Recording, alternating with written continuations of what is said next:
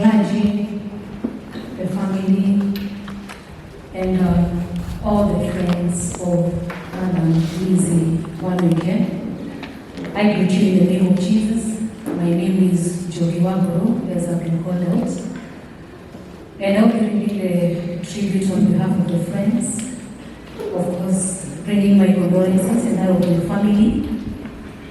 The reason is why I have the confidence to read of this tribute is because I've had so many people share their experiences on how Madam Lizzie touched their lives, mine being one.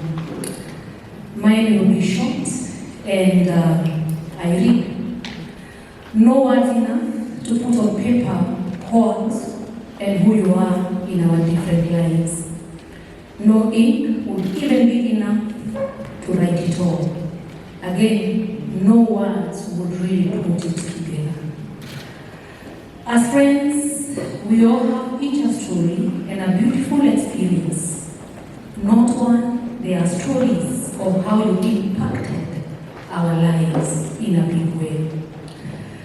Your ground must be so beautiful and so colorful, decorated with life-changing moments in different or in many of us.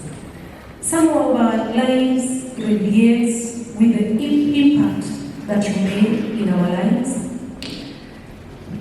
And what if you only were to live a little longer?